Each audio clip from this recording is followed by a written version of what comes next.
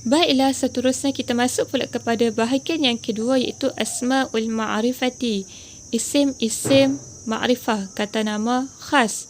Kata nama khas. Apakah maksud ataupun pengertian kata nama khas? Kullu ismin yadullu ala syai'in mu'ayyanin.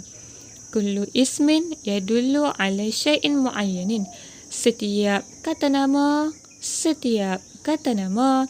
yadullu ala syai'in, yang menunjukkan kepada ataupun yang menunjukkan ke atas syai'in, sesuatu, mu'ayyanin, yang tertentu ataupun yang dikhususkan.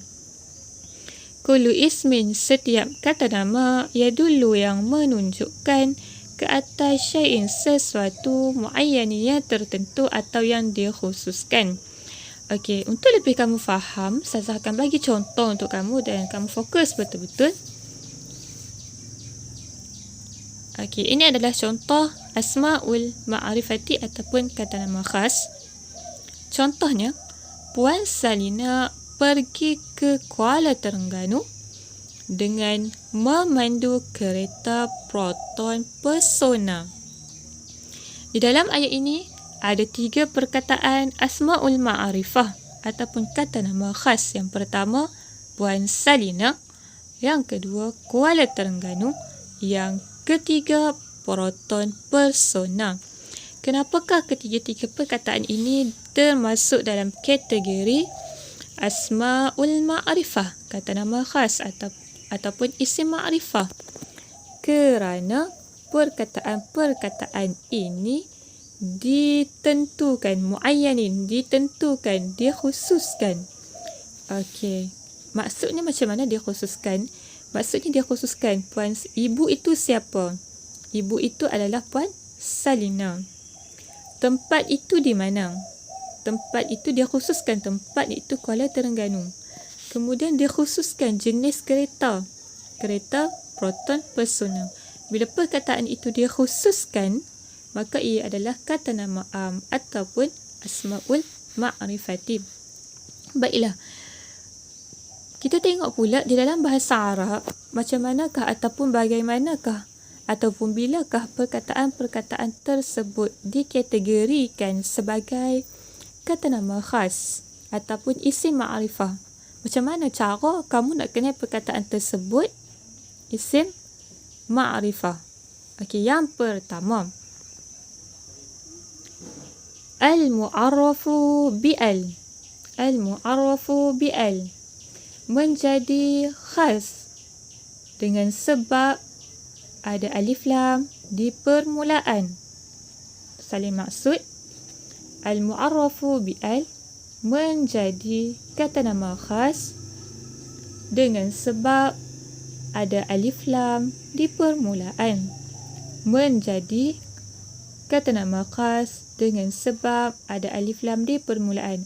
Okey, baiklah, ini adalah cara yang pertama macam mana kita nak tahu sesuatu perkataan dalam bahasa Arab tersebut adalah kata nama khas. Yang pertama, bila perkataan tersebut ada alif lam di permulaan. Al-kitabu, kitab. Al-baitu, al-masjidu, al-madrasatu. Bila kita letak alif lam di permulaan, maksudnya perkataan itu dah dikhususkan. Contoh, saya tunjuk satu kitab. Al-kitabu jamilun. Ni kitab, besar kitab ni. Al-kitabu jamilun. Buku ini cantik. Okey, kamu faham tak buku apa yang saya tunjuk ni? Okey, ni contohnya buku bahasa Arab. Al-kitabu jamilun. Bila saya kata al-kitabu letak alif lam, maksudnya yang Ustazah maksudkan buku yang cantik itu adalah buku yang Ustazah tunjuk ni, bukannya buku lain. Ustazah dah tentukan buku yang cantik itu apa. Ustazah dah khususkan buku yang cantik itu apa. Itu buku yang tengah Ustazah tunjuk, bukan buku yang lain. Okey, itulah yang dimaksudkan dengan al-kitabu. Bila kita letak alif lam di depan, maksudnya kita dah khususkan kepada buku yang tertentu. Macam Ustazah kata al-kitabu jamilun, buku ini cantik. Maksudnya buku yang sedang Ustazah tunjuk ni cantik, bukan buku yang lain. Kemudian yang kedua, macam manakah bilakah perkataan tersebut menjadi isim ma'rifah. Yang kedua, bila perkataan tersebut dari kategori asma'ul isyarati. Asma'ul isyarati kata tunjuk. Kata tunjuk. Asma'ul isyarah kata tunjuk. Contoh dekat sini dia bagi haza. Haza ini. Kata tunjuk tu haza, hazihi. Itu maksudnya kata tunjuk lah. Okey, contoh saya bagi. Haza. Okey, saya tunjuk sebatang pen. Saya tak kata pun. Saya tak sebut yang saya pegang ni pen. Tapi saya tunjuk. Haza rakhisun. Ini murah. Haza rakhisun. Ini murah. Apa yang saya maksud dengan murah tu? Kamu semua faham kan? Saya maksudkan murah itu adalah pen. Walaupun saya tak sebut pen murah. Saya cuma kata ini murah. Kamu faham? Ini tu apa? Ini merujuk kepada pen yang saya tunjuk ni. Ini itu telah dikhususkan. Ini itu telah ditentukan, iaitu merujuk kepada sebatang pen yang sedang saya tunjuk. Bukan pen lain.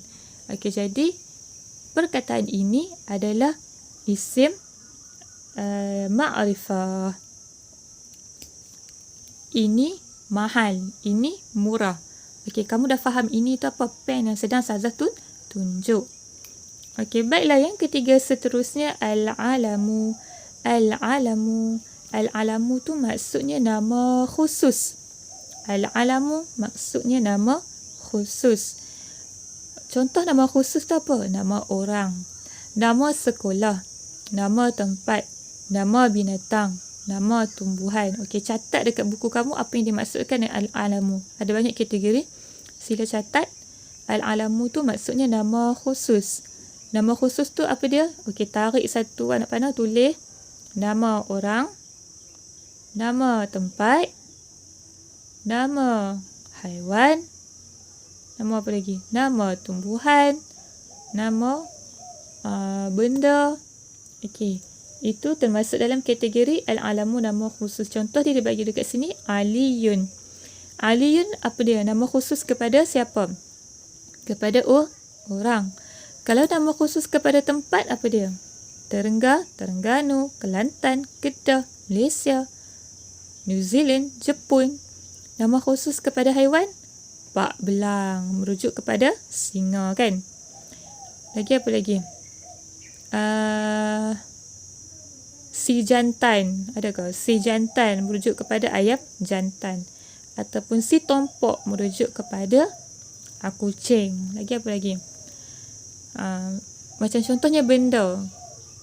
Proton saga merujuk kepada kereta.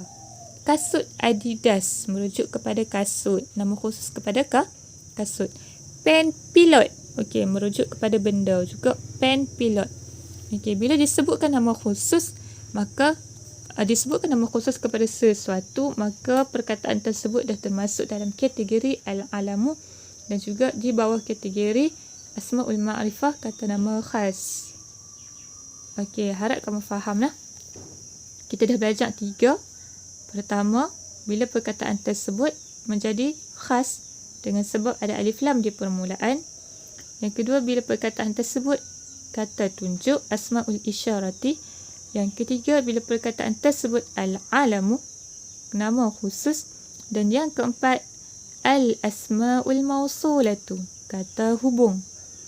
Al-asma'ul mausulatu, kata hubung. Contoh dia bagi allazi, yang. Bila dalam satu-satu ayat itu ada isim mausul ataupun ada asma'ul mausulah atau kata hubung yang, maka perkataan tersebut dah jadi khusus ataupun asma'ul ma'rifah. Contoh, pen yang saya beli di kedai Pak Abu. Pen yang saya beli di kedai Pak Abu merujuk, pen yang merujuk kepada sebatang pen yang dia beli dekat kedai Pak Abu, bukan merujuk kepada pen yang dia beli dekat kedai lain. Contohnya dia ada 2 batang pen ataupun ada banyak pen. Lepas tu dia kata, pen yang saya beli dekat kedai Pak Abu ni sedap tulis. Tulis rasa sedap. Okey, jadi manakah satu pen yang yang dia beli dekat kedai Pak Abu. Okey ni, pen yang dia beli kat kedai Pak Abu. Pen yang saya beli kedai Pak Abu sedap, selesa untuk digunakan untuk menulis. Pen yang merujuk kepada sebatang pen yang tertentu. Pen yang mana? Pen yang dia beli dekat kedai Pak Abu. Bukan pen lain hak dia penuh satu kotak pensel tu, bukan pen yang lain tu.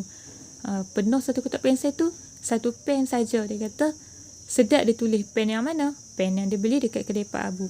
Baiklah, bila disebutkan pen yang, maka perkataan tersebut dah jadi khusus, dah jadi tertentu. Maka dia adalah isim ma'rifah, kata nama khas. Dan yang seterusnya, termasuk juga dalam kategori kata nama khas adalah ad-dhamairu. Ad-dhamairu adalah kata ganti nama. Kata ganti nama. Cuba kamu baca. Ingat tak ke? Kata ganti nama apa dia? Baca sama-sama. Wa huma hum, hiya huma hunna, anta antuma antum, anti antuma antunna, ana nahnu. Itu adalah kata ganti nama ataupun kita panggil dhamair. Dhamair itu maksudnya bila banyak. Bila kata ganti nama tu banyak, huwa huma hum tu kita sebut dhamair. Kata ganti nama, kata ganti nama. Kalau satu kita panggil dhamir. Jadi al-dhamir itu maksudnya kata ganti nama, kata ganti nama. Dia bagi satu contoh dekat sini iaitu huwa. Maksudnya dia seorang lelaki. Contoh. Kamu tengok kawan kamu yang bernama Atirah contohnya. Atirah. Okey. Kawan yang lain tanya, Atirah mana? Dia sedang makan di kantin. Okey, tak disebutkan nama tapi disebutkan dia. Bila sebut dia, dah dia khususkan kepada seorang yang tertentu. Siapakah dia? Atirah. Contoh lagi. Naufal, mana Naufal? Kawan yang lain sebut dia sedang membaca buku di dalam kelas.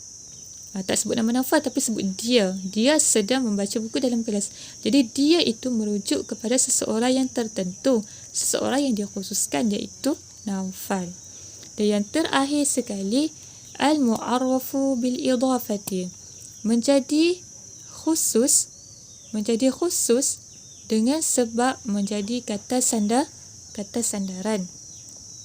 Al-mu'arrafu menjadi khusus bil-idhafati dengan sebab menjadi kata sandaran. Al-mu'arrafu menjadi khusus dengan sebab menjadi kata sandaran. Contoh yang diberikan, kitabu aliin, buku Ali.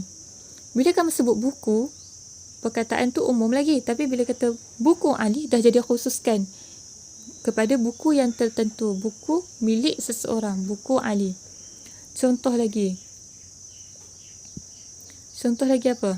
Macam contoh lagi lah, Proton Saga. Proton, kereta, Proton Saga. Bila sebut kereta,